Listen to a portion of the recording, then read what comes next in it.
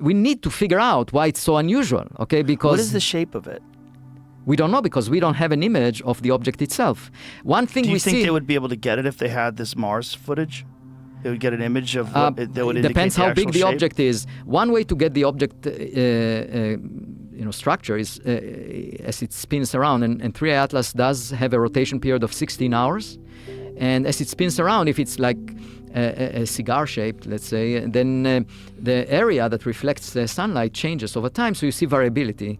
And we haven't seen that much. There is very little variability, so it's not the object is not very different than a sphere, with slight variations as you see the rotation of the object. So it's similarly shaped to something that you would expect to be from an intelligent life force. I don't know that. I want to figure out what it is and get as much data as possible on it. Right, but if you imagine a spaceship, you would imagine something that, has some sort of like geometric structure to it, right?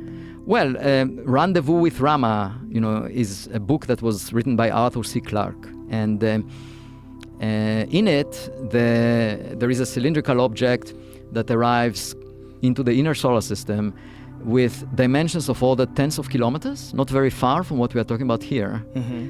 Arthur C. Clarke was an amazing visionary science fiction writer, and 2001 A Space Odyssey is an amazing film that he made with Stanley Kubrick. Yep. In it, you see these monoliths. And by the way, there is a question of how to interpret them. The way I think about the monolith, and by the way, this is just a remark on art. It's not about the real universe, but I think of it as, sensors put in the baby room, in the room of a baby.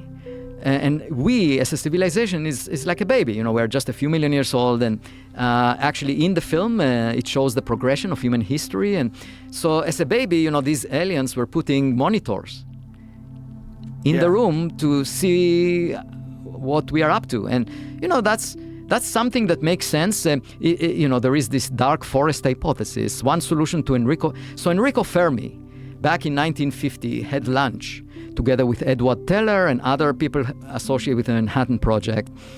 And he was a very good physicist, both an experimentalist and a theorist. And Enrico Fermi was talking with them about extraterrestrials, and they all agreed that it's likely that they exist. Okay, as good physicists, that makes a lot of sense. Right. And then Enrico said, but where is everybody? In an Italian accent. Where is everybody?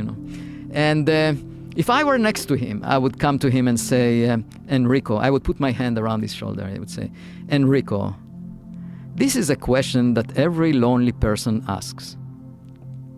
And what you tell a lonely person is, don't be so presumptuous. You are not that attractive. They will not come to you and have breakfast with you or lunch with you in Los Alamos when you want them to appear. You need to seek them.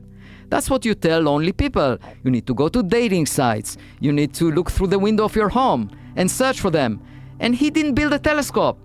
An experimentalist asking this question should have built a telescope and searched for unidentified objects in the sky.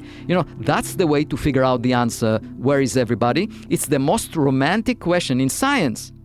But, and we have those blind dates. Maybe it's just with rocks. Maybe not. And we should just be open-minded when we address those blind dates. I think we could end it with that. It's a very perfect way of phrasing this whole thing. I'm fascinated by it all, and I'm really happy there's someone like you that's looking into this with such curiosity, and that you're undeterred by all these haters. Well, thank you. And I should just mention that, there are all kinds of technologies that I can imagine that we don't even have. And for example, if a civilization has an ability to create a negative mass that produces repulsive gravity, then you can propel a spacecraft without any fuel. In fact, I'm working on a paper now with a group of collaborators, applied physics, on this. And you could also potentially imagine time machines with negative masses. So there are lots of things we don't know. Let's be modest. The future has unlimited possibilities, especially if we developed artificial general superintelligence, and it helps us. And it starts devising new methods of propulsion, new methods of, who knows, seeding the universe with other life.